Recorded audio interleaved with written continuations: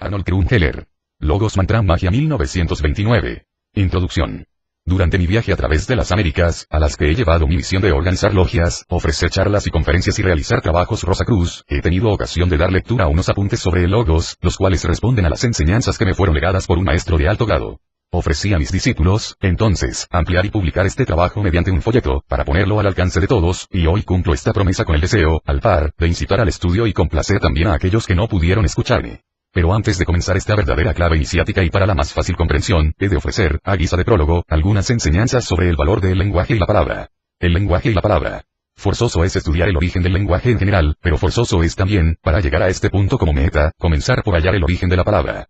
Para ello, tenemos una disciplina, norma o ciencia que todos conocen, la etimología. Ella, no solamente nos enseña este origen, sino que nos muestra en cada palabra la razón de su existencia, de su significación y de su forma. Etimología, viene de etimos o etumos, verdadero, legítimo, real, y de logos, palabra. Su acción primordial habrá de ser, la de retrotraernos a buscar el genuino y legítimo arranque de cada palabra en su más primitiva formación. Platón, fue uno de los primeros investigadores que se ocuparon de esta ciencia. Buscar la verdad por este camino, fue ya intentado por él y aún más tarde por los estoicos. Estos últimos, cuya base tomaron de Homero, creyeron siempre que el lenguaje no había sido una creación arbitraria, sino un producto de la naturaleza.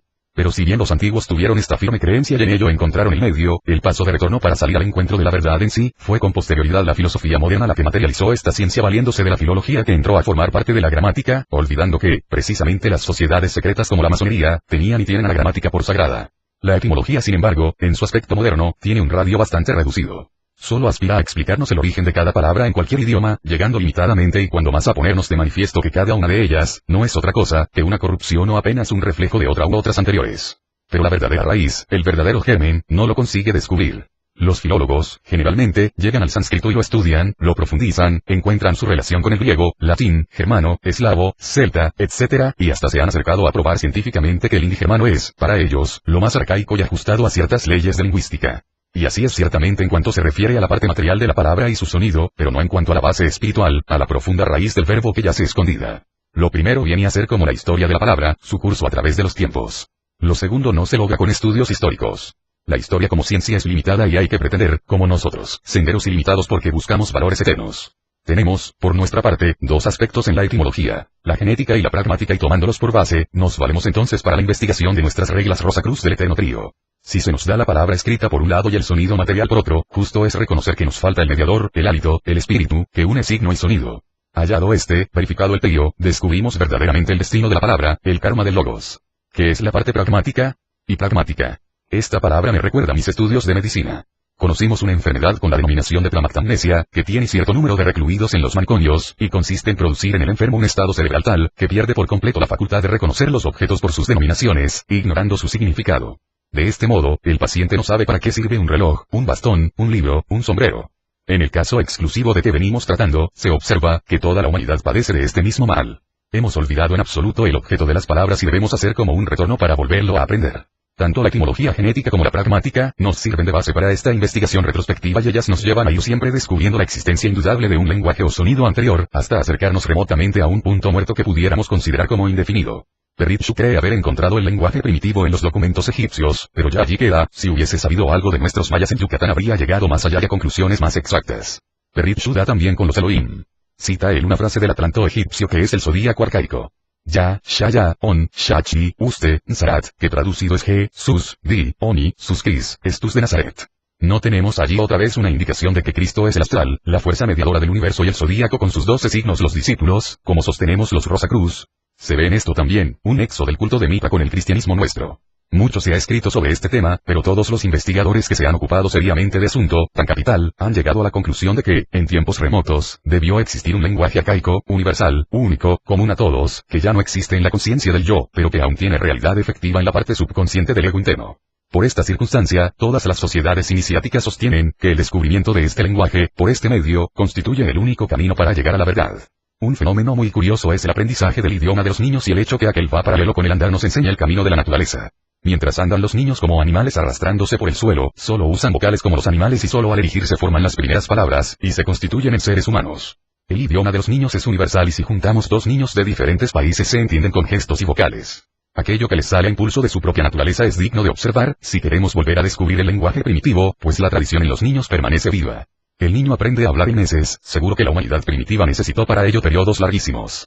Hay madres que abusan de las fuerzas infantiles y pretenden acelerar el proceso de andar, con resultado, que no teniendo aún fuerza las piernecitas, los huesos se tuercen, y muchas mujeres que no tienen bonita pierna, es debido al abuso que hicieron con ellas siendo pequeñas. Cosa parecida pasa cuando las mamás exigen que repitan y hablen las criaturas a la fuerza, entonces obtienen para toda la vida un modo de hablar defectuoso o forzado. Y por ende una constitución psíquica normal. Una costumbre muy mala y muy común en España y América, es imponer a los niños los diminutivos que, trae a la nenita la muñequita y la pone en la camita, en lugar de decir, María y pon tu muñeca en la cama.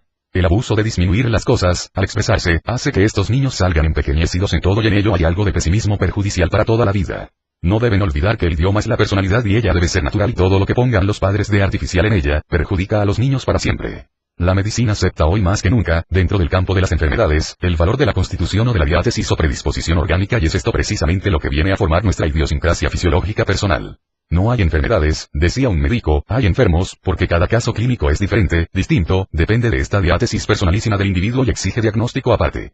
Es cierta, pues, esta afirmación, pero hay que tener en cuenta que, si bien hay hombres grandes y pequeños, gruesos y delgados, fuertes y débiles en cuanto a su aspecto material, como producto de su organismo, y esto forma su constitución física, hay que recordar que el delgado tiene tejidos febles generalmente, el grueso y elevado conserva huesos resistentes. Luego hay hombres inteligentes y necios, sabios e impacientes y estas cualidades nada tienen que ver con su constitución material sino que forman la psíquica. He aquí, lo ilógico de la medicina y la inutilidad de su aplicación o terapéutica.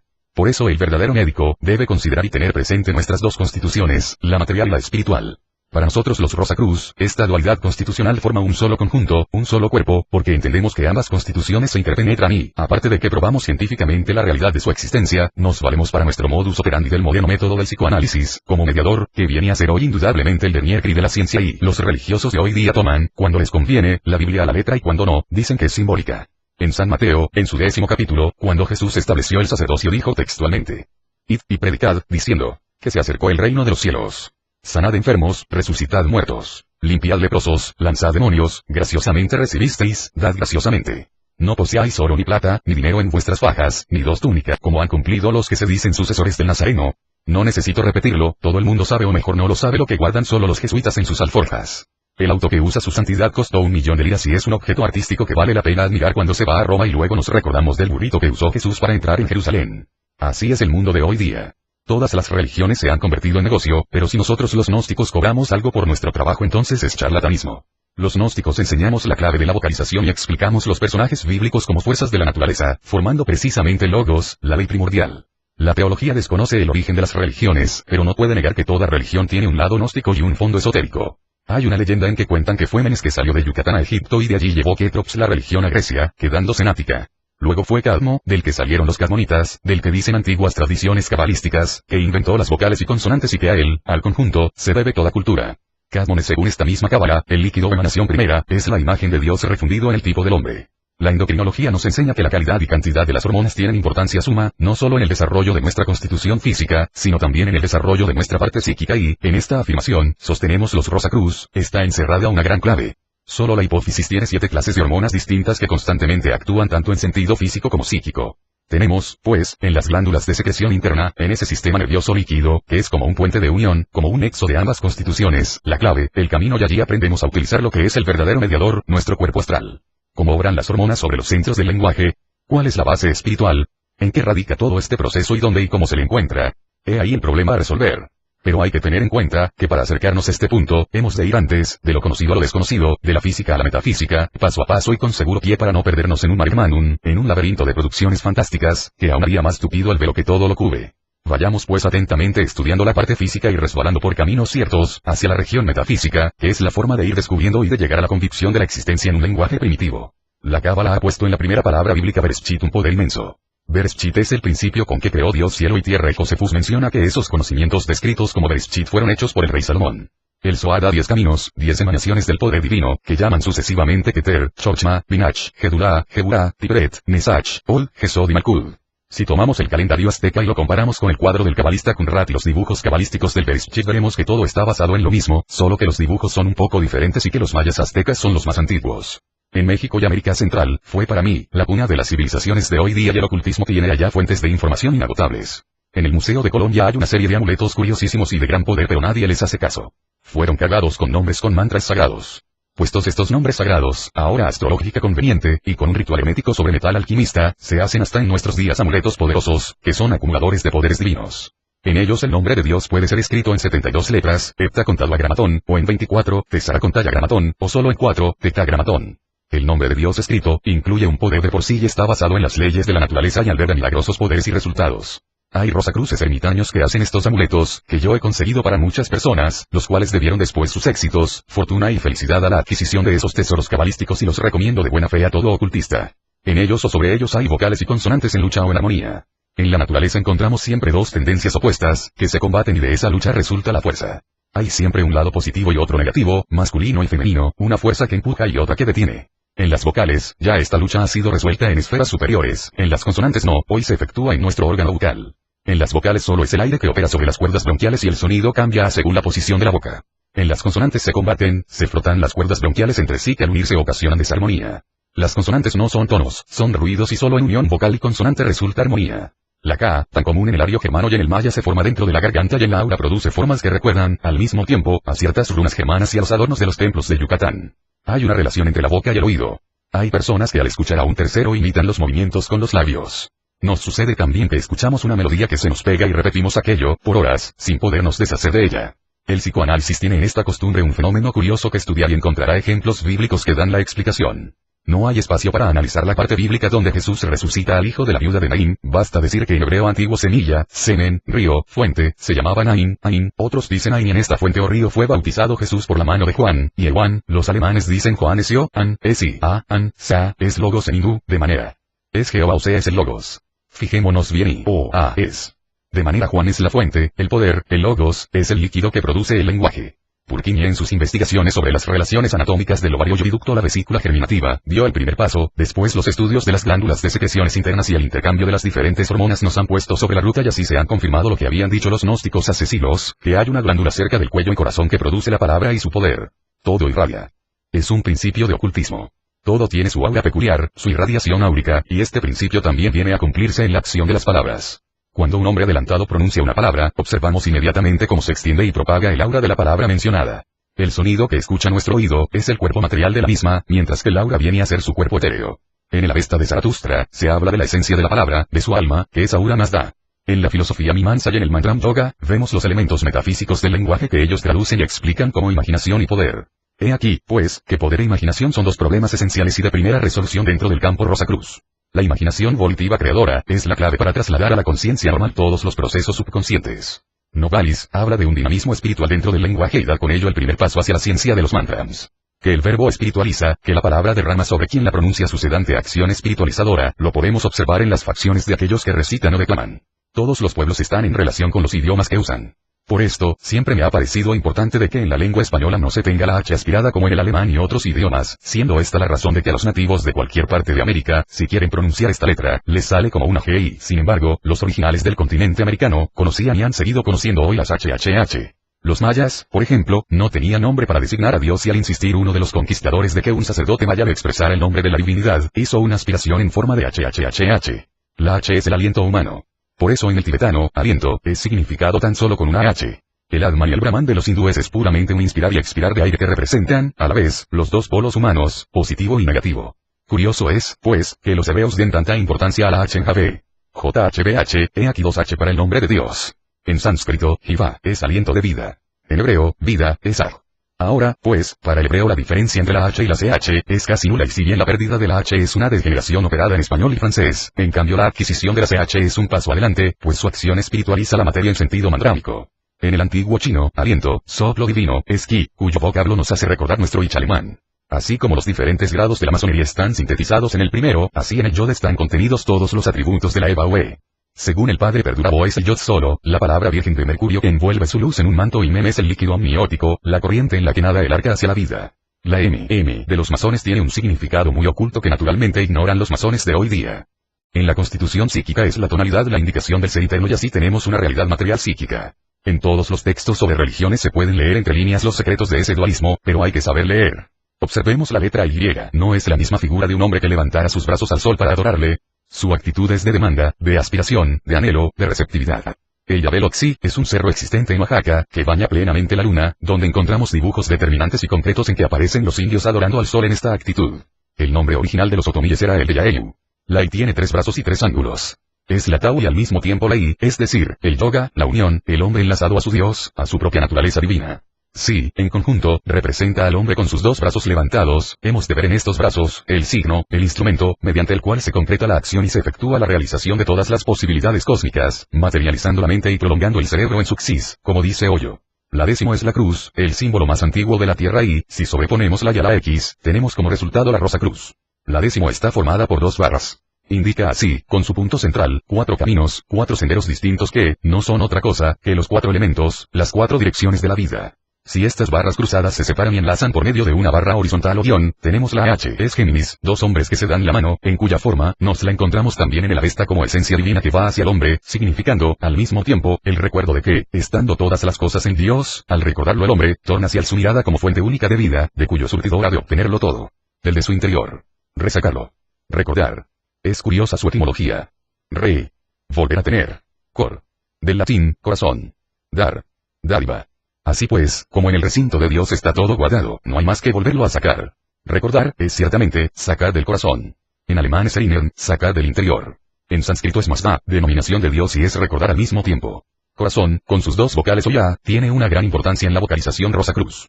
La primero es la naturaleza en sí, es Isis, la A, Apophis el destructor de Isis y la O, Osiris, redentor.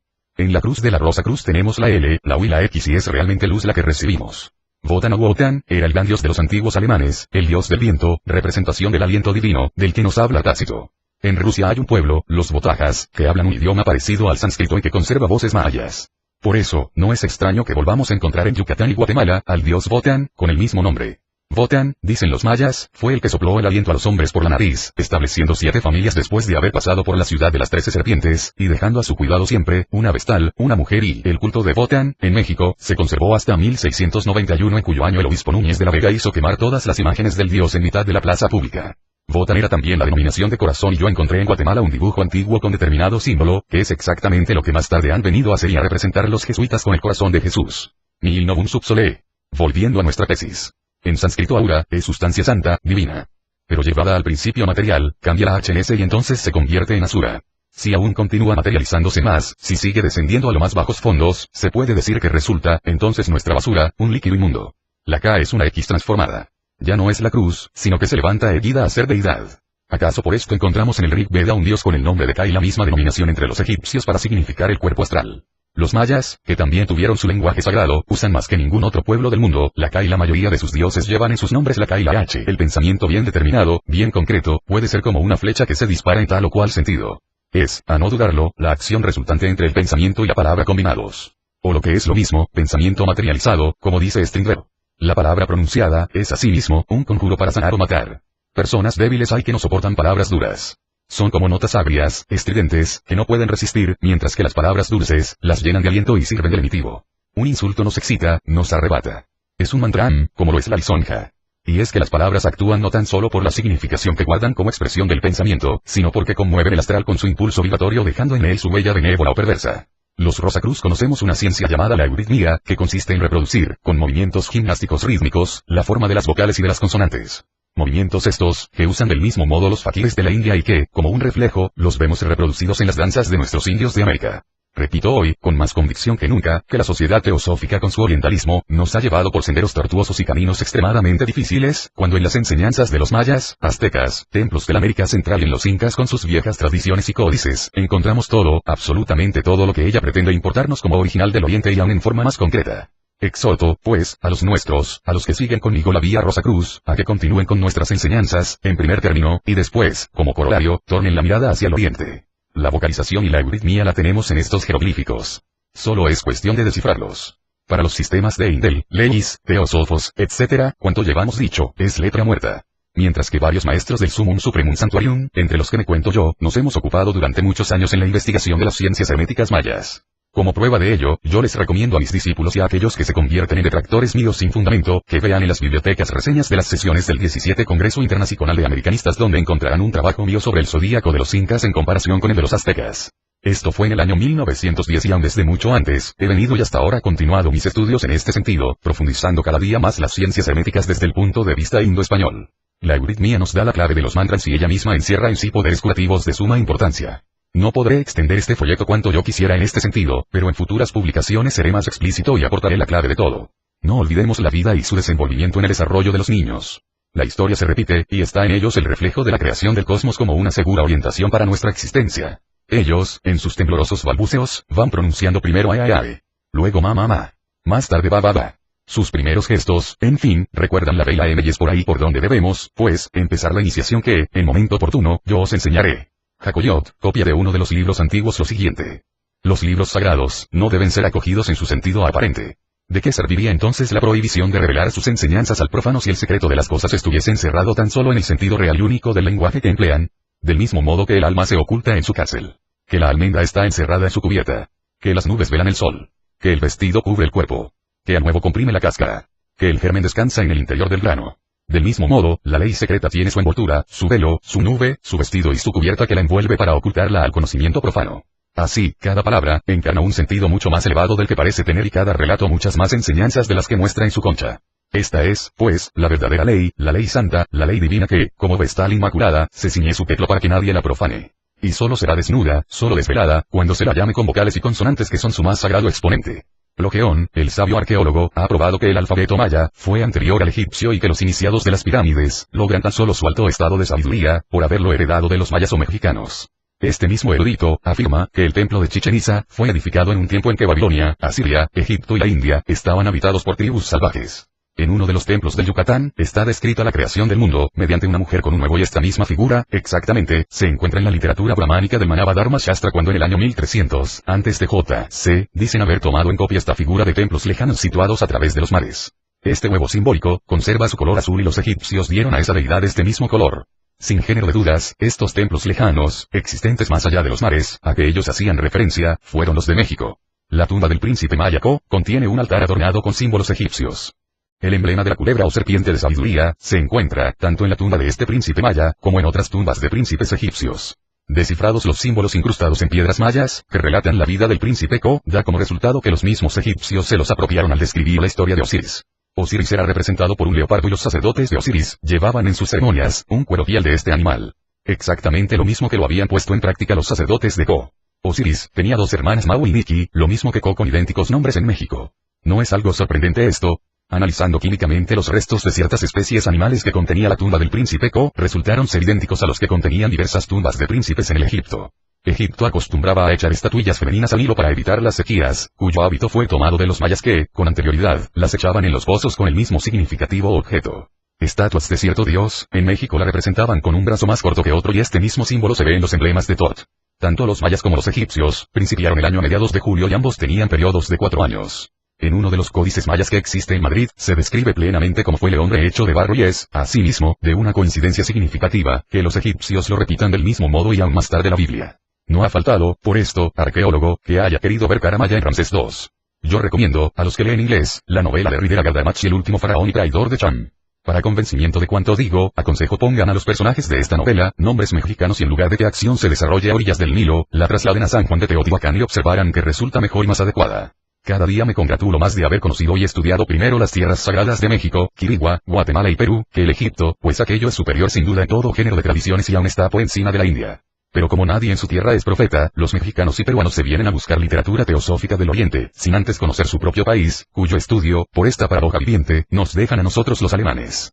Al estar escribiendo cada una obra en mi mano sobre el amor de los aztecas y mayas y un historiador describe a las diversas representaciones del Eros mexicano, de una manera soberbia. Eros, ya representado de un modo o de otro, forma parte de todas las mitologías del mundo, inclusive en la forma de Cupido que es la analogía que le buscaron los romanos. Si perseguimos a Eros a través de esculturas, pinturas y descripciones de América, Asia y Europa, observamos que unas veces nos lo presentan como un niño dormido y otras en erección con sus partes sexuales en el mismo sentido. Las descripciones lo hacen aparecer como fuerza atractiva de los elementos primordiales y es, para los pueblos del pasado, la personificación de los poderes cosmogónicos que perpetúan la vida. Es el dios más antiguo, el que, según los griegos, brotó del nuevo cósmico para obrar como único animador, como vida en sí. Entre los antiguos griegos, las procesiones religiosas eran denominadas teorías que, etimológicamente, viene de teos, Dios. Una de estas procesiones se verificaba entre Atenas y Eleusis donde eran venerados los sagrados misterios sexuales. Desde tiempos remotos, aquella vía se llamaba Ícaro, resultando ser esta deidad otro símil, otra representación de Eros. Pero es digno de mención, que en ninguna otra palabra sean las vocales I, A, O, tan marcadamente exponentes de la deidad, en relación con la parte sexual, como en esta de Ícaro, sucediendo igual precisamente con las deidades de Colombia y Yucatán. En América, la figura de Eros es tan variada y múltiple, que es imposible poder abarcar en este trabajo cuanto pudiera decirse sobre el particular, pero en mi revista Rosacruz prometo ocuparme extensamente del asunto. Solo mencionaré ahora, que una de las formas más bellas que lo simbolizan, es la de los Guaini de Panamá cuando dicen, que Noncombra, el dios supremo, sorprendió dormido a un hermoso mancebo el cual, durante su sueño, hubo de derramar licor genésico. Entonces Nu, un dios inferior, recogió intencionalmente esta semilla y la sembró, produciendo, la parte esencial más pura, la especie humana y la parte más grosera, el mono. En el Museo Británico hay unas esculturas de Quirigua y en ellos ornamentos que corresponden a los diferentes ciclos, Catuns, Tuns, Unials y Kings. Además hay una serie de caras numerales, que sucesivamente se llaman Pop, 1, Sip, Sots, Sek, Sul, Yax, King, Mol, Chen, Yax, Sak, Se, Mac, Kamkin, Wan, Pax, Kayak, Kumu. Si observamos luego las diferentes caras numerales, veremos que cada posición de boca y lengua es diferente y encierran perfectamente la clave de la pronunciación de las vocales y consonantes, mucho más exacta que cualquier dibujo hindú. El Mahatma Subramanyayar, guía de la sociedad Sudadharma Mandala Vidyalaya, da a sus miembros ciertos mantram, es decir, ciertas sílabas que deben repetir de noche y los sacó de la literatura india. Si hubiese estado conmigo en México se habría caído de espalda al ver que los conocían ya los mayas y lo que ellos dan en Madrás, es de su segunda mano. Un iniciado de la Edad Media ha hecho dibujos sobre esta materia y si no hubiese sido que son anteriores a la época colombiana, se podría creer que hubiesen sido plagiados. Los masones encontrarán palabras que son de pase en la orden. Christian Rosenkreuzer, que según los inocentes e ingranos, fue persona real, porque ellos son incapaces de analizar mitos, dicen que escribió el libro M. M es el círculo y el compás, el símbolo de la evolución e involución y esta se vive internamente y no se puede escribir. Rosenkreuz dicen que fundó el primer convento Rosacruz, con los hermanos G, V, y luego se unió a ellos IA y después yo y cuando ya estaban juntos IA o se declaran justos y perfectos. Dicen los manuscritos que todos eran alemanes menos IAO, que era soltero y por eso universal y juraron el celibato. ¿No les dice nada esto? Andrea, que es el autor de muchas de estas cosas, supo escribir un simbolismo muy hermoso y se reiría, en su tumba, al saber que los eingelianos han tomado todo a la letra. La ignorancia es atrevida. Un autor alemán que ha estudiado las obras Rosacruz a fondo y que es un verdadero iniciado dice, las sociedades actuales de California no tienen ninguna conexión con los misterios o magisterio Rosacruz antiguos y usan arbitrariamente el nombre Rosa, Cruz. Yo les recomiendo a los llamados Rosacruz que lean, ante todo, a los libros bíblicos llamados apócrifos, luego los filósofos como Heráclito, Parménides, Empédocles, luego la Odisea e Ilíada de Homero y por último lo que ha quedado de los áfitas, de los narácenos, de los peraticenos, de los setianos, aquella secta ofítica del siglo II, que daban culto a la divina sabiduría, que conocieron la clave para comunicarse con los ángeles, que lean a Simón Mago, a los carpocratianos que tuvieron tan hermosos templos en España. La Iglesia presenta todo aquello del gnosticismo como herejía que no debe leerse, porque así le conviene. Los bardesanes son para mí el puente de unión entre el orientalismo y el cristianismo y la metempsicosis de esa gente es mucho más elevada que la forma budista traída por los teósofos. Lean a Basílides que según la Iglesia fue discípulo directo de uno de los apóstoles y él analiza el Abraxas de nuestro ritual Rosacruz. Abraxas engendró a la inteligencia Anus, está a la razón y pasa por el logos, la sabiduría, para llegar al poder. Todo absolutamente todo lo que nos traen los teósofos, como filosofía e ideas religiosas de la India, está en las obras de basilidianos y de los sabellianos, pero de eso no sabe nada la señora Besant. Los sabellianos han sido los que han hablado de una manera precisa y clara de la mónada, de la jerarquía de la fraternidad blanca con más pormenores que Leadbeater, pero no lo hemos sacado de los archivos, era necesario que viniera importado de la India y con nombre sánscrito, y ellos estudiaron muy profundamente la evolución de la mónada, hasta constituir una triada superior. Ellos están refundidos con el modalismo que define lo que es el verbum, el logos, la voz y sonido de la boca de Dios, aire movido, inteligible para el oído humano. Recomiendo a mis amigos lean las controversias de Tertuliano y entonces se les caerá una venda de los ojos y comprenderán que mal hacemos en no ocuparnos más de nuestros asuntos occidentales o precristianos en lugar de ir a pedir prestado a los indoingleses. Pero quedémonos con nuestro tema principal, el lenguaje, y veamos cómo los indios mexicanos explicaban la creación. No había, dicen, excepto el caos, aunque cubierto majestuosamente por un cielo eterno. Solo Dios existía, Tepiuco-Cumatz, en forma andrógina. Es decir, hombre y mujer a un tiempo, padre y madre a la vez, creador y criatura. De él, salió el Macán, voz maya que después fue llevada a los mares caribes, y que significa, para los indios antiguos, viento, soplo y palabra. Huracán, como deidad, forma también parte de Tepiuco-Cumatz, pues dicen, que él se valió del soplo o palabra para crear al mundo. Y dijo tan solo tierra. Y la tierra fue hecha, viéndose en primer término una nube, luego como una baba gelatinosa y, por último, la masa sólida y concreta de la tierra. Ya de la nube, salieron las deidades Chipi Calpula y Raja Cacula, quienes hicieron los animales. Pero como estos dioses eran sabios y conocían los secretos de la naturaleza porque eran poseedores del lenguaje de luz, a lo primero que obligaron a los animales fue a hablar. Hablen. Les dijeron, pero solo hablen en nombre de Dios y, obedeciendo los animales, desde entonces no hacen más que hablar este santo nombre, cada uno en su forma y manera, según sus órganos respectivos. Y continuaron los dioses diciendo, vivir solo deben aquellos que saben pronunciar el nombre de Dios. No vale la pena que los demás existan si no conocen el lenguaje. Deben perecer. Entonces los que no sabían hablar, eran muy grandes y perecieron. Los que vivieron, quedaron bajo la custodia de Expiacoc, pues este dios, según los códices, tenía dentro de sí el lenguaje, la palabra, el logos. Pero como hasta aquí solo había animales, quiso Expiacoc que hubiera ser esa imagen y semejanza de los dioses y entonces los construyó de barro dándoles forma inanimada pero al darse cuenta que les faltaba el aliento, la vida, se valió de su nombre y de Huracán, quien les sopló y dio vida de este modo. Había en la tierra toda clase de árboles y, entre ellos, uno tan solo de cuyo fruto era prohibido comer. Sin embargo los seres de barro, ya animados, no hicieron caso de este mandamiento y comieron, provocando el enojo de Tepeucucumats, así también lo escriben algunos autores, quien les mandó en castigo el diluvio. Desde entonces su nombre se perdió. Al nombrar en adelante los mayas al dios supremo, solo suspiraron como pronunciando una H. Cuando el agua del diluvio fue cubriendo la tierra, algunos hombres lograron refugiarse en los árboles más gigantescos para procurarse un medio de salvamento, pero el agua fue socavando la tierra hasta desprender las raíces y al caer estos sepultaron a sus víctimas, que solo se salvaron en forma de monos. Luego, según los mayas, no es el hombre descendiente del mono, como cree Darwin, sino que el mono desciende de nosotros.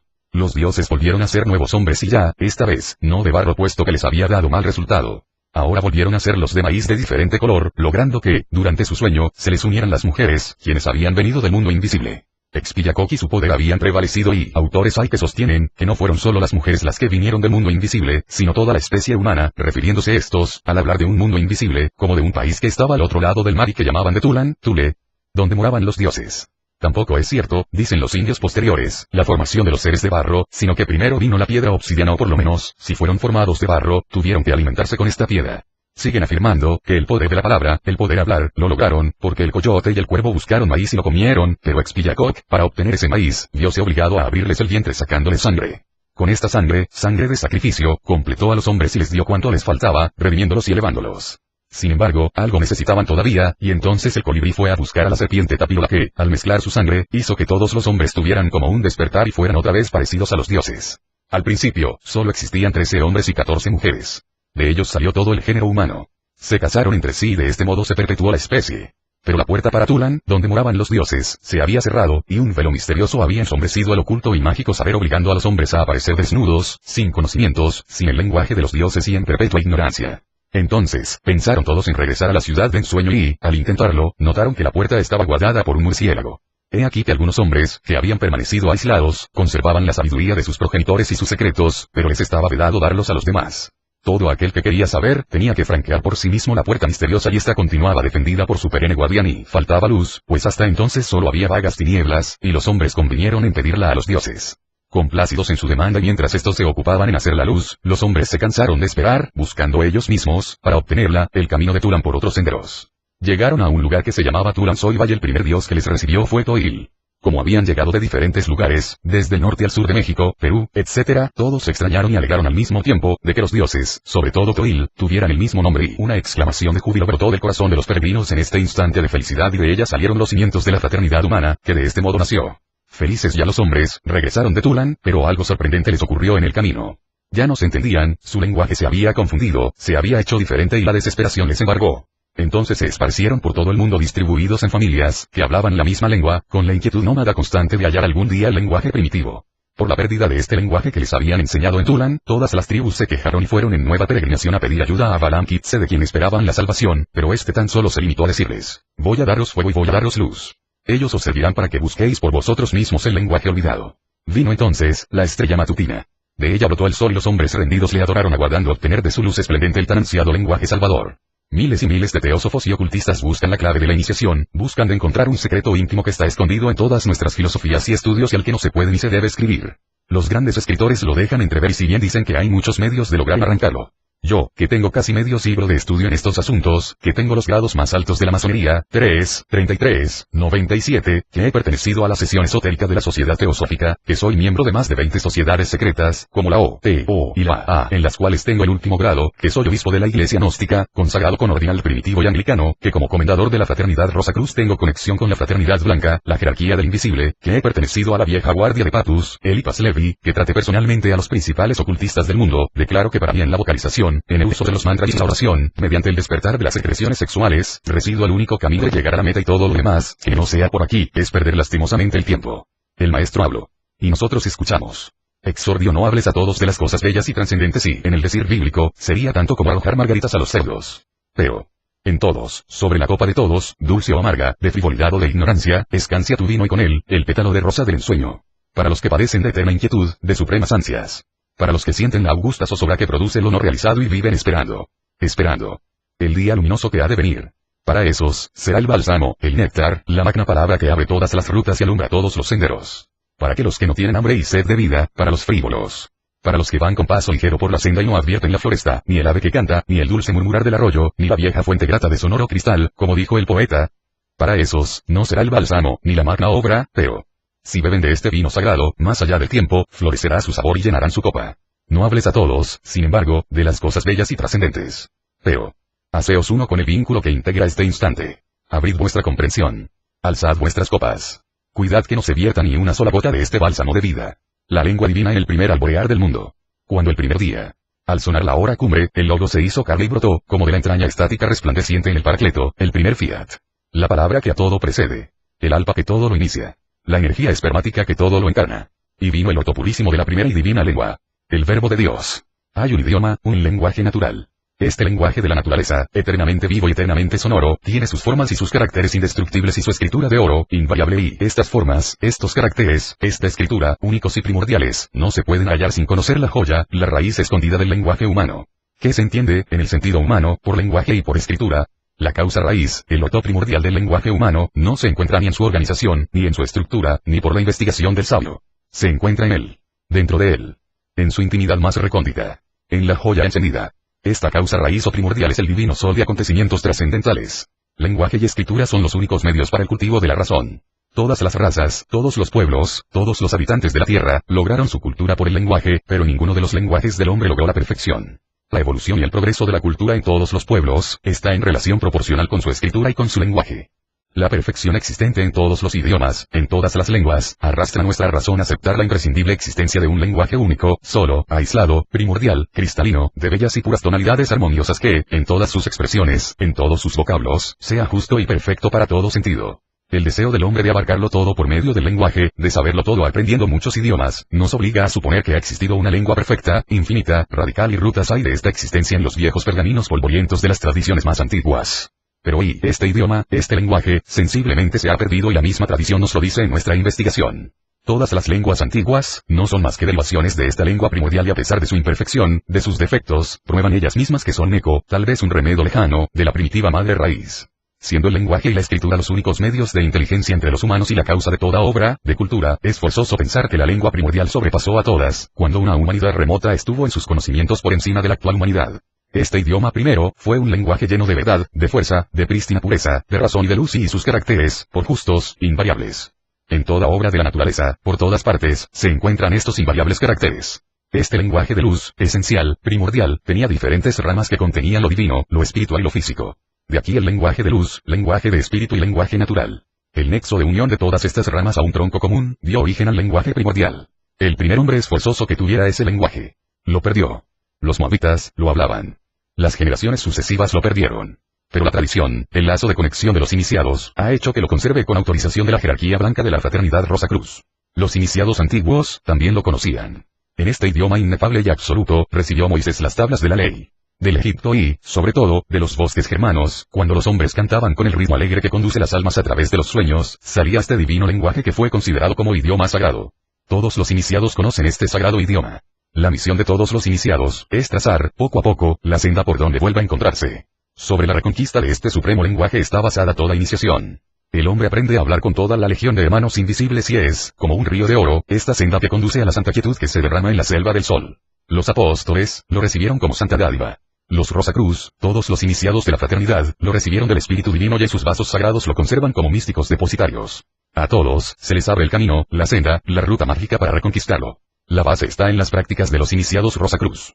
En este lenguaje, radica la conexión, el camino y la comunicación de los mundos invisibles. En este lenguaje y escritura de luz, está la síntesis de todos los misterios intelectuales y físicos. Es este lenguaje de poder, el poder de los poderes. Los senderos para lograr este lenguaje de luz, son, fe, conocimiento de sí mismo, infantilismo, modestia, oración, renunciación, iglesia, purificación, observación, unión. Dar este lenguaje a alguien, hacerle poseedor de la suprema dádiva, es misericordia de los maestros y del Dios en nosotros. El alef de este idioma divino, es el divino logos, es Crestos. Así como el aliento de nuestra boca, por el verbo físico, traslada un cuadro material con el tipo de nuestros pensamientos y sentimientos, suavemente, al alma de tercera persona, así el aliento, el Espíritu Divino, del Todopoderoso, lo logró mediante el Logos, como tipo de sí mismo, y produjo todo lo existente. Cuando ese aliento, salido del Logos divino, se vuelva a convertir en nosotros en verbo del supremo lenguaje, entonces lo divino, lo que espiritual y lo que el físico, se unirán en un lenguaje de luz y, de este modo, el iniciado estará en posesión de la palabra perdida de Irán, de los masones, de la palabra de luz, y en posesión de todos los poderes en los cuales Cristo, es el todo en el todo. Lenguaje natural y primitivo. Lenguaje en general. Bajo el nombre de lenguaje, entendemos, una manifestación de poder, de energía, mediante la cual, se manifiesta una fuerza interior que irradia hacia el exterior. Podemos decir que es el lenguaje, la revelación de determinadas fuerzas internas con su expresión indiscutible. En este sentido, observamos, que todas las cosas de la naturaleza tienen su lenguaje peculiar. Con las fuerzas de cada entidad, están enlazados los medios de su expresión y, entre las fuerzas y el vehículo de expresión, tanto cuantitativa como cualitativamente, hay una relación exacta, de tal manera, que cada entidad se pueda expresar justamente en su modo de ser. Podemos decir que es la fuerza de las fuerzas, o sea que Dios, se expresa, cada día y cada hora, mediante sus fuerzas. Lo cristalizado, lo vívido de esta expresión, es la palabra física. Lo intangible y etéreo, lo eterno, es el alfabeto físico. Todos, vienen a ser como tipos o estructuras físicas de una expresión de energía divina. Cada cosa en la naturaleza, cada forma de expresión, se diferencia de las demás, por sus condiciones. Entre estas mismas condiciones, existe una diferenciación de causas y efectos, de energías, de órganos y formas. Cada estado, es una letra. Varias letras dan una sílaba. El conjunto de ellas, una palabra y, la naturaleza, es una escritura viviente, eterna, indestructible, por medio de la cual comunica la verdad, desde el primer día luminoso de la creación, a aquellos que han aprendido y esculpido en sí, esta escritura. Cada entidad corpórea manifestada, es un espejo fiel de lo que es su interior y todo el universo, un conjunto, unas de caracteres diversos de la naturaleza de las cosas.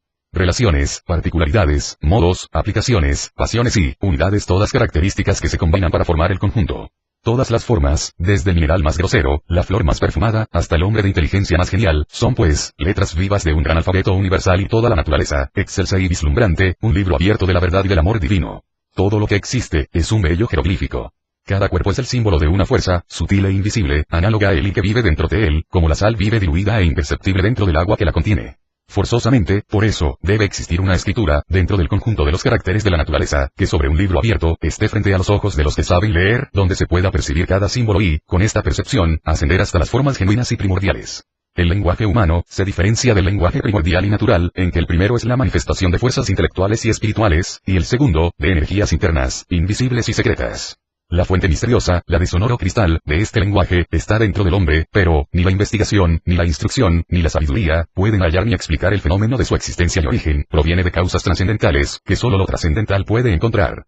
Lenguaje y escritura, son los únicos atributos, los únicos medios, por donde el hombre puede manifestar sus fuerzas espirituales de acción, reflejar siempre en sus manifestaciones. Hay acciones habladas y la acción, en sí, no es más que la viviente escritura del corazón que, aunque en silencio, parla. El origen del lenguaje humano, por consecuencia, está en el hombre mismo. Quiere decir esto, que nuestras fuerzas intelectuales, contienen la base de su posibilidad como realidad. Como nuestra parte intelectual está diferenciada de nuestra parte sensitiva, en lo que se refiere a sentidos físicos, no son ni la organización, ni la instrucción, las llaves mágicas que pueden dar con esta base tácita y escondida. Y no es la organización, porque no teniendo el hombre fundamento intelectual, no podría valerse de ella. Y no es la instrucción, porque el hombre, sin un previo conocimiento, no estaría capacitado. Por eso la base, la estructura incorpórea de todo lenguaje, debe estar en la parte intelectiva del ego interno. Lenguaje y escritura, son los medios generales de la instrucción y educación de los hombres. Por medio del lenguaje y de la escritura, se han verificado todos los inventos y todos los descubrimientos de los hombres. Por las palabras, se les puso monumentos y por la escritura, pasaron a la posteridad. El lenguaje, ha hecho humanos a los humanos. Puso hilillos imantados en sus afectos. Provocó monumentos razonables. El lenguaje hizo leyes y unió razas. Por él fue posible o realizable, obtener la historia de la humanidad en forma hereditaria, de corazón a corazón, de alma a alma. Por el lenguaje, está unida mi alma, al alma del primero como del último de los hombres. El lenguaje es el carácter viviente de nuestra razón y, por su solo medio, recibe contenido y va en continuación. Sin el lenguaje, le habría sido imposible al hombre llegar a la razón, porque, solo por el lenguaje, recibe la razón una forma sensible por la que puede el hombre sensato, entender y comparar. Por él vio, o por expresión interna, la unidad en la pluralidad, lo invisible en lo visible y, de este modo, ascendió e hizo comparaciones entre las causas y los efectos. El lenguaje, no es solo el medio o vehículo de expresión entre hombre y hombre, sino también entre alma y alma. Un sentir inequívoco de fuerzas invisibles, debiera preceder a toda civilización en la humanidad, porque solo con realidades, logra el hombre comprensiones de razón. Si el hombre no hubiera percibido nada más que cosas visibles, habría obrado como un animal. Al alcanzar una posición ética superior, solo podía llevarle la fuerza de la razón que le reflejaba lo invisible en lo visible. Sin el lenguaje, no hubiera sido posible este adelanto. Todos los pueblos del universo lograron su cultura por el lenguaje, pero ninguno de estos lenguajes ha sido perfecto. Existe una relación proporcional entre el estado de civilización de un pueblo y el lenguaje o idioma que posee, pero este pueblo, sea el que fuere, no podrá pasar de una limitación porque todos los idiomas expresan fases, reflejos, atributos, cualidades de las cosas, pero no sintetizan la cosa en sí. La indudable imperfección de los idiomas conocidos, nos obliga a suponer la existencia de una lengua perfecta, justa, y armoniosa, con una escritura insustituible, que representara, de un modo absoluto, la cosa en sí misma, en su verdadera y absoluta verdad. Hasta el deseo del hombre de conocer muchos idiomas, que es una prueba fehaciente de su tendencia a la unidad, nos hace suponer la realidad existente de ese lenguaje único como síntesis de todo. El lenguaje no es otra cosa, que las expresiones instructivas y explicativas del lenguaje, del verbo de Dios. El lenguaje que más perfecto sea, de entre todos, será aquel que más se aproxime a ese lenguaje natural y primitivo. Así es también el pensamiento. Como el hablar, presupone haber pensado, ningún pensamiento se acercará más a la verdad que aquel que esté basado en el idioma que más se aproxime al natural y primitivo. Todos los lenguajes humanos, no son más que derivaciones de un lenguaje primero y único en expresión y en escritura pues, aunque sean imperfectos, siempre llevan en sí señales indelebles de la raíz o madre primitiva. La invención de las letras no fue un medio casual o caprichoso. Los primeros caracteres de la escritura, fueron símbolos de la progresión de la razón y del entendimiento y las primeras palabras, expresiones del sentimiento y del pensamiento hechos voluntad. Pero al distanciarse los hombres en su manera de sentir y de pensar, se perdió de vista el lenguaje de luz primitivo. Lo múltiple, oscureció lo sencillo. El cascarón, la yema fecunda. Pero en todo idioma, penetra un rayo de luz, de esa luz extinguida de la razón, encarnada en los caracteres de escritura. Existe ciertamente un lenguaje luminoso, que está callado y perenne, dentro de la esencia humana, y que el hombre perdió al oscurecérsele la unidad, al distanciarse de ella y al extinguirse el reconocimiento de este lenguaje. Por esto, el hombre se quedó, a sí mismo, sin la palabra física que le unía a la divinidad y esforzóse reconquistarla, porque nos faltaba la expresión sintética, interna, de lo divino. A medida que el hombre fue descendiendo y hundiéndose, más y más, en su materialidad, más y más se fue extinguiendo su alma en las letras y, mientras el lenguaje ganaba en palabras, iba perdiendo en espiritualidad. El lenguaje es el medio o el vehículo, mediante el cual, Dios se entiende con los dioses, espíritu con espíritu, alma con alma y razón con razón. Este mismo lenguaje, fue el que sirvió a Dios para entenderse con los hombres y manifestarse a ellos y, por el cual, seres intelectuales tenían comprensión con seres intelectuales. El lenguaje, es el vehículo de conexión entre los seres humanos y las entidades de mundos superiores. El arte de enseñar y de instruir al hombre, fue necesario para el hombre mismo, desde el primer momento de su existencia. La tradición más antigua, nos dice, que los hombres primitivos estaban en relación constante con unos seres celestiales llamados Elohim, pero, en qué relaciones estuvieron los seres humanos con los Elohim, debe quedar en secreto, pues sus sucesores existen y han existido hasta nuestros días y los Rosacruz, estamos en comunicación idéntica con ellos. Las enseñanzas de los Elohim, que son las de los Rosacruz, nunca se ha perdido, pues se comunicó y se sigue comunicando de uno a otro, de oído a oído, mediante el lenguaje. Los Elohim, fueron los espíritus de luz que, en nombre de Dios, comunicaron las modalidades divinas y sus poderes. Esto, quiere decir, que las fuentes intelecto divinas de la deidad o la comunicación con seres intelectuales, se opera mediante los Elohim que dan luz al espíritu y al intelecto humano. Es Dios Elohim o la divinidad, que se comunica a los humanos. Como la humanidad, en general, abandonó el camino de luz y se alejó de la divinidad haciéndose a la materia y a sus reflejos en vez de atender a la base causa y formas de luz, dejó de percibir, por su materialismo, la influencia de seres celestiales y cada expresión fue guiada hacia la razón por un rayo torcido, conociendo las cosas solo por refracción soslayada y no por la radiación directa de la divinidad. Así hubo de oscurecerse el lenguaje primitivo y de este oscurantismo brotaron todos los idiomas conocidos. Los primeros idiomas, fueron más perfectos que los posteriores, y, por consecuencia, se acercaron al lenguaje primitivo. Entre los más antiguos, se encuentran los de los germanos y en sus runas han quedado tácitos y escondidos sus secretos. También los hay en Asia donde se encuentran idiomas de suma pureza los cuales reflejan, con una sola raíz, un cúmulo de sentidos. Uno de estos curiosos idiomas, que tiene mucho del de la Atlántida, es el vasco, en España, pueblo proto-caldeo que, al decir de algunos investigadores, tiene una íntima analogía con los israelitas de Palestina, lo cual demuestra su procedencia del Asia Menor.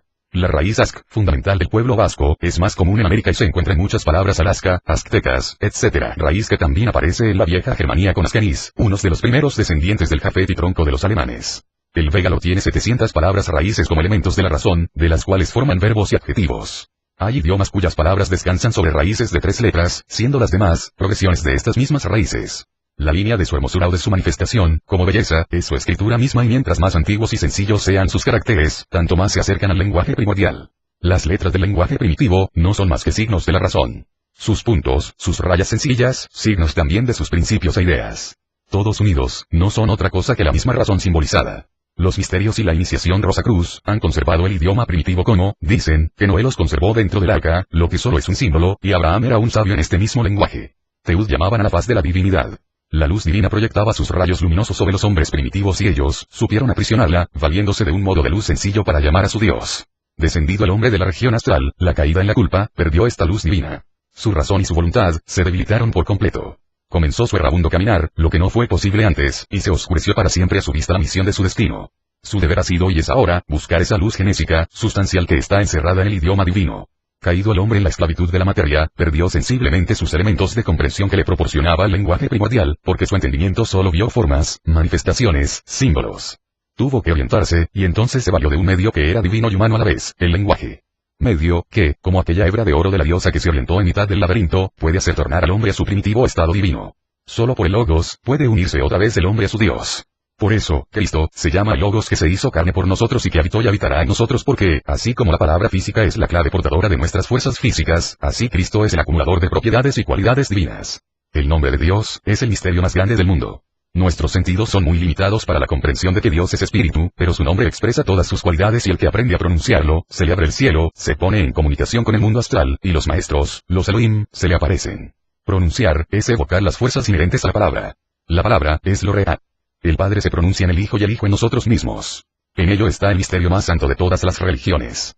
Cristo y los iniciados, enseñan el nombre de Dios. Los mantras que comunican los maestros, son poderes de poderes. Aprender a pronunciar el nombre de Dios, es el secreto más grande que pueda existir y a los discípulos se les prepara poco a poco, mediante necesarias prácticas y pronunciación de claves que van abonando su tierra para recibir un día la Santa Semilla. Para comprender esto, es necesario saber qué fuerza y qué manifestación de fuerzas, es algo muy unido en el universo. En lo espiritual, es fuerza la razón, si detrás se encuentra la mente ejercitada. La voluntad, es manifestación de fuerza. Razón y voluntad, forman la palabra intelectual del espíritu. Voluntad y razón, pensamiento y sensación en lo físico. La razón con la voluntad forman, en los planos superiores, una unidad. Por eso en aquella supervivencia, todo es fuerza y acción. Como el ser humano solo concibe símbolos físicos y sus abstracciones, la puerta de un mundo trascendental le estaría cerrada si no tuviera un órgano o medio por el cual pueda experimentar en ese mundo trascendente. Este es el lenguaje. Este medio existe realmente y de él toma el espíritu de la filosofía sus mejores concreciones para elevarse a concreciones más altas. Este medio, no es otra cosa, que la forma base del entendimiento y nosotros los Rosacruz lo aprendemos en la pneumatología o ciencia espiritual. El mundo astral, es un intercambio entre el mundo físico y el mental o espiritual y el hilo más sutil de una meta matemática, se une a una pneumática superior, porque matematas son las formas originales de la naturaleza, de las cuales la matemática sacó su nombre y por la cual llegamos a la comprensión de formas más altas, entrando en un mundo nuevo de ideas y acercándonos a la razón pura que es Dios. Así como el hombre, desde su limitación puramente física, no puede comprender cómo el entendimiento puede medir las distancias que nos separan de las estrellas y que encuentre allí la solución de magnos problemas, así el filósofo escolástico no comprenderá nunca el mundo trascendental sin haber conocido previamente las formas y medios con que la razón humana lo ve. Estas formas existen y son tan exactas como las líneas de la geometría, donde encontramos magnitudes, dimensiones y progresiones numéricas tan idénticas a la luz en la cual todas las formas se hacen visibles. Estas formas están, en un sentido espiritual, contenidas en la escritura misma, pero se pierden a los ojos del hombre material que solo se queda con la letra muerta.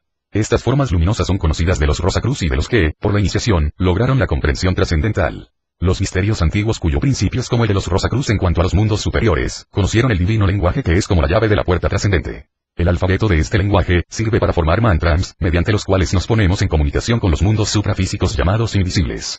El entendimiento logra por ellos ideas más puras, y la voluntad, sentimientos más puros. Este lenguaje se emplea entre los maestros y no pueden darse de ello pruebas públicas. Baste decir que solo se comunica la forma y que la luz reemplaza las palabras humanas. Como dice Eder, para que las condiciones actuales de la humanidad sean el medio de comunicación entre dos mundos, debe encarnar en ella aspectos más finos y sutiles de razón y voluntad que pudiéramos llamar trascendentales. El mundo físico no puede comprender lo que está fuera de su alcance, porque existe una escala y por ley natural, solo el espíritu puede unirse al espíritu y las fuerzas a las fuerzas. Como la constitución humana no es más que un sistema de fuerza, una ascensión humana de progreso equivale a una ascensión de fuerzas. Este cúmulo de energías, estas fuerzas, no pueden ser de otro modo sino espirituales, pues han de brotar puramente de la razón pura, a semejanza de las ideas que brotan de nuestra razón habitual. Los espíritus son órganos, estructuras de Dios mismo, animados por la deidad, como los principios fundamentales de las ideas son animadas por la razón.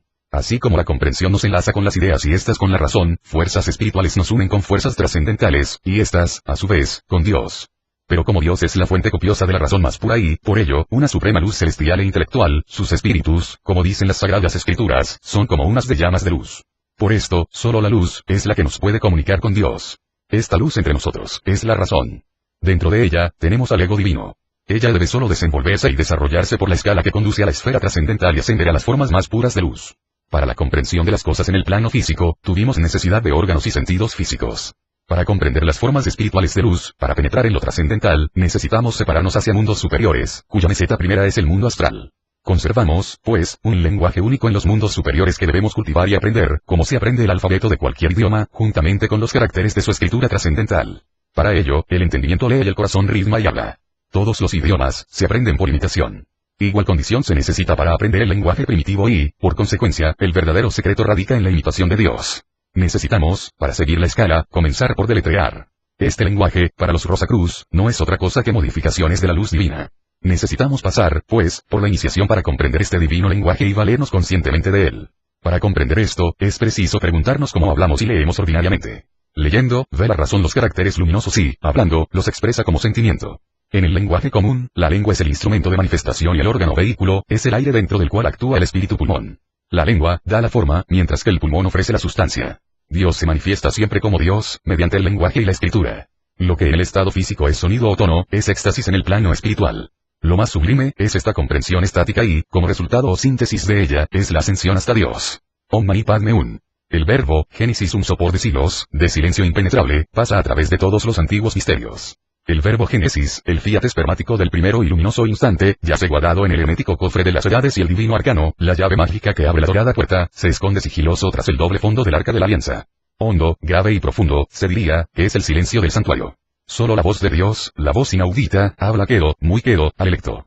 Pero la fraternidad Rosacruz, la guardadora de los 7 florecidos senderos, ha conservado íntegra la conexión tradicional con los verdaderos rituales, donde las arcaicas verdades míticas adquieren su prístina pureza y se convierten, en labios de iniciados, en fuerza y sabiduría. Por eso la fraternidad, celebra, de tiempo en tiempo, las mismas ceremonias, idénticos ritos y los antiguos misterios adormecidos, adquieren una nueva y candente florescencia. ¿Dónde se encuentra el verbo Génesis, la palabra de Dios? Sílaba a sílaba, en las profundidades del lenguaje primitivo. En ese idioma primordial de luz, sin el cual, la mente carecería de un valioso tesoro ideográfico donde tuviera, plásticamente, sublime y justa manifestación la verdad. ¿Cuál es ese idioma primordial de luz? A través de las edades fue revelado, es de comunicación divina. Pero, la palabra se hace muda y la voz calla en nuestros días. Es solo patrimonio de iniciados entrar a templo del saber gnóstico y conocer este magnífico lenguaje. Sin embargo, es color, es sonido, es luz, está en el ser, es la sustancia misma del Génesis. Su verbo a todo precede. Se antepone a toda creación. Por eso los griegos llamaron al hombre alma parlante, es decir, encarnación del verbo. Sublime luz irradian los misterios arcaicos. Interesantes, en este caso, son los de Éfeso, donde se veneraba la naturaleza bajo la forma de la diosa Artemisia. Era allí donde Catilos, uno de los sacerdotes filósofos, se dedicaba a explicar a sus discípulos los misterios del lenguaje y Platón hace referencia en sus diálogos a una discusión entre este sacerdote y el mismo Sócrates, en la que el primero da a conocer los movimientos de la boca y la posición de los dientes, para pronunciar la D y la T, la O, la I y la R. Todas las viejas enseñanzas de los misterios antiguos, coincidían en que nuestros alfabetos, son dimanaciones imperfectas del primitivo lenguaje. Pero siendo este lenguaje primitivo revelación inmediata de la divinidad, hemos de reconocer que una chispa divina late en el fondo de todos los demás, aun en los más imperfectos. De aquí que, sabiendo pronunciar todas las letras, desde la hasta la Z, formaríamos en el espacio un cuerpo etéreo humano. Si somos la encarnación del verbo, es claramente deducible que todo nuestro cuerpo y con él, cada órgano, no son otra cosa que el producto de las letras pronunciadas. Si así es en el hombre, organización microcósmica, fácilmente comprensible puede hacerse, del mismo modo, en el macrocosmo. La hueste colectiva de creadores divinos, los Elohim, pronunciando la palabra precedente, las letras del mágico lenguaje, crearon el mundo. Porque la creación, no fue obra inmediata de Dios, sino de esta cadena de fuerzas eloínas, de estos maravillosos arquitectos, instrumentos activos de la divinidad omnisciente. El mundo vino, pues, a su manifestación, del mismo modo que viene el ser humano y esta comprensión nos la ofrece un paralelo curioso que existe entre nuestros órganos de generación embrionaria y los órganos del lenguaje. Entre el espacio y la garganta, existen vías de comunicación son estas, unos tubos finísimos conocidos con el nombre de trompas de Eustaquio que del lado derecho a izquierdo de las fosas nasales, ponen el espacio aéreo en franca comunicación con el interior atravesando la faringe. En idéntica forma, se comunican los ovarios femeninos con el útero, coincidiendo, en este caso, que la vulva tiene la forma de nuestra boca, órgano del lenguaje, y una extraña similitud del sexo con la glotis fuente de vibración. Ciertamente, la naturaleza, se vale siempre de medios iguales para producir efectos iguales. Si la palabra o verbo crea, produce, hace nacer y ese nacimiento es similar al nacimiento humano, forzoso es encontrar la semejanza existente entre los órganos mediadores. Como para dar nacimiento a un ser se requiere necesariamente la cópula, podemos asegurar que el proceso de penetración del aire en los pulmones, es otra cópula muy semejante que da origen al nacimiento de la palabra. Paralelos comparativos que reflejan la identidad de función entre el microcosmo y el macrocosmo y va haciendo luz sobre este magno misterio. No se ipsum sinaturam vis nocere. Podemos decir que, todas las fases por que ha pasado la humanidad hasta el día, deben dejar su huella en la evolución fetal y durante los 9 meses de gestación, pasa el embrión por las características todas de millones de siglos de evolución planetaria, como enseña la ciencia hermética. Todavía es para la medicina, totalmente desconocido, el problema de desarrollo y evolución del óvulo humano durante las primeras semanas de gestación. En nuestros templos, se nos da a conocer este proceso con todos sus detalles. Véase un ejemplo. Cree la ciencia médica, que es el embrión mismo el que se desarrolla desde sus comienzos, proviniendo posteriormente las envolturas protectoras corión, amión, alantoide y la vesícula umbilical. Según nuestras enseñanzas, este proceso se verifica de manera opuesta, siendo estas envolturas las primeras que se adelantan. Las envolturas citadas, que previamente se anticipan a la masa fetal, son las antenas que recogen las fuerzas cósmicas que, en ley biológica, el feto necesita, las cuales operan en comunicación con los astros que influyen acentuadamente sobre su desarrollo. El embrión yace primero con la cabeza hacia abajo. Atraviesa entonces su periodo vegetal. Más tarde, próximo al nacimiento, permanece meses en situación vertical. Es el animal. Solo al ponerse erguido, es cuando entra en el reino humano. Es tan exacta esta dualidad comparativa, que la evolución del mundo puede estudiarse, mediante la comprensión del desarrollo del embrión humano, y nos da la clave del logos. Aprendemos, entonces, que la biogenia va en razón directa y, paralelamente con la logogenia, pues las fuerzas cósmicas entran a ser fecundadas en nosotros y producen la palabra. Tomás de Aquino, explica a sus discípulos este paralelo comparativo y describe un nacimiento triple. Dice, que nacemos 3 veces. De la eternidad, de la madre y del corazón, a eternalis ex patre, temporalis ex matre, spiritualis ex corde.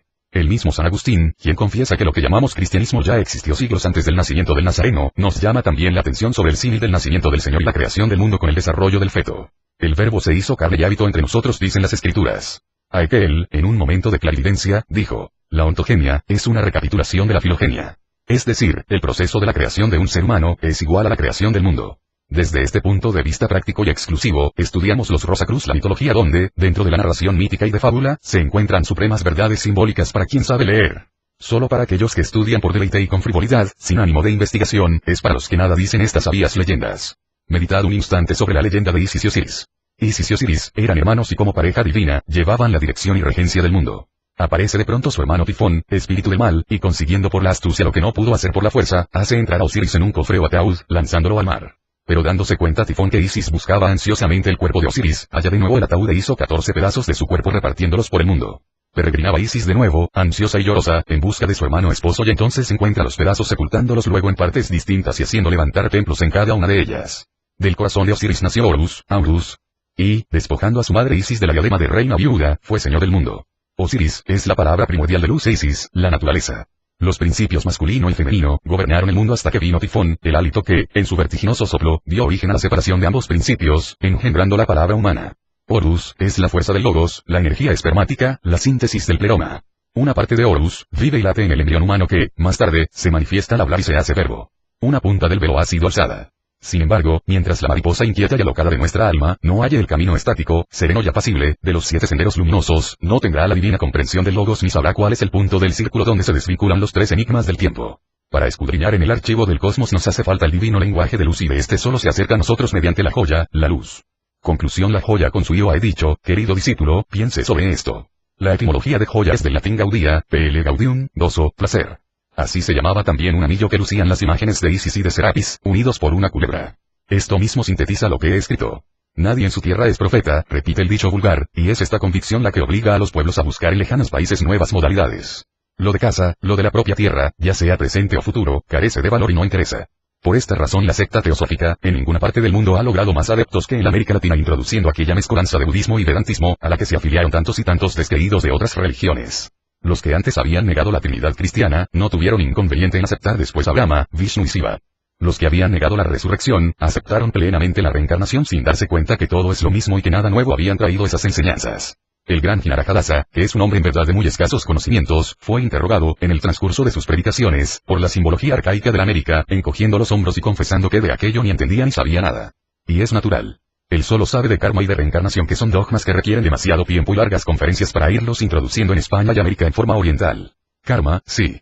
Karma horrible han engendrado los españoles, es decir, los frailes que acompañaron a los conquistadores a América, destruyendo los dioses mayas, los quiches, incas y otros, que eran ídolos si se quiere, pero que estaban cargados de fluidos, de fuerzas, de las vibraciones mentales de aquellos viejos pueblos. Al destruir estos acumuladores del pasado, una parte se adhirió, digámoslo así, a los ídolos cristianos que al subir o entrar de moda como el corazón de Jesús, el culto a María y a San Antonio, provocaron la reacción en los ídolos del continente nuevo y la España, que en tiempos de Carlos V no vio ponerse el sol en sus dominios, perdió sus colonias y es hoy día, pena da decirlo por su política, dirigida por la Compañía de Jesús, debiendo marchar a la cabeza, una potencia de segundo orden. En América el cristianismo logró sus triunfos, pero los antiguos dioses y las viejas enseñanzas no duermen y la fuerza inherente a sus templos, encerrada en sus manuscritos, están pidiendo constantemente resurrección.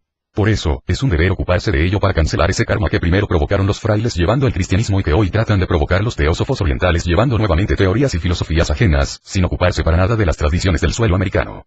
Nosotros, los Rosacruz, por nuestra parte, vamos a cumplir este deber y ello invitamos cordialmente a todos los demás que quieran seguirnos, pues, a mayor número, la labor será más provechosa y el fruto más óptimo. Los misterios siempre existieron y San Pablo lo dice muy claro, que si bien existieron las generaciones pasadas no la conocieron como en tiempo de él, Pablo, y dice en Efesios 3, versículo 4, si leéis, podéis conocer la inteligencia que tengo en el misterio de Cristo. El misterio de Cristo es el misterio Rosacruz. En esta obra he sido tan discreto como debía y tan claro como pude. La palabra o logos no es una boca que habla, sino oído que escucha y un ojo que ve entre líneas. El maestro siempre dice las cosas bien, solo el discípulo es el que a veces no comprende los sentidos. Si este libro llega a manos de rutinarios, como son la mayoría de los abogados, médicos e ingenieros en España y América, quienes probablemente considerarán una aberración un estudio como el presente, les debo decir, que su prejuicio solo es debido a la falta de preparación en nuestra disciplina. Yo les recomiendo lean primero obras sencillas, como las de los teósofos, alias de Ater, o la de Sant y luego vuelvan a leer lo que he expuesto aquí. A mis discípulos les ruego no lean, sino que estudien párrafo por párrafo este libro y poco a poco se les irán abriendo los ojos de cosas ocultas de gran alcance. A todos les recomiendo, lean ante todo, mis libros anteriores, Rosacruz, Tatuómetro y Quirología Médica y si después aún tienen duda, cualquiera que mande un óvulo para contestación puede dirigirse a mi nombre a Berlín Eiling GC Alemania, preguntando lo que quieran, sobre estos estudios, y haré lo posible para satisfacerlo. Discípulo. He cumplido mi promesa. Que este folleto te sirva de estímulo en tus estudios y que vayas aplicando sus enseñanzas, día tras día, a las prácticas habituales que te han sido impuestas. Esta será la vía, el camino, el sendero para arribar a la meta, que apenas se columbra todavía en los albores de la Tule lejana, y así podrás exclamar un día con Virgilio. Félix Quipo tuit rerum cognoscere causas.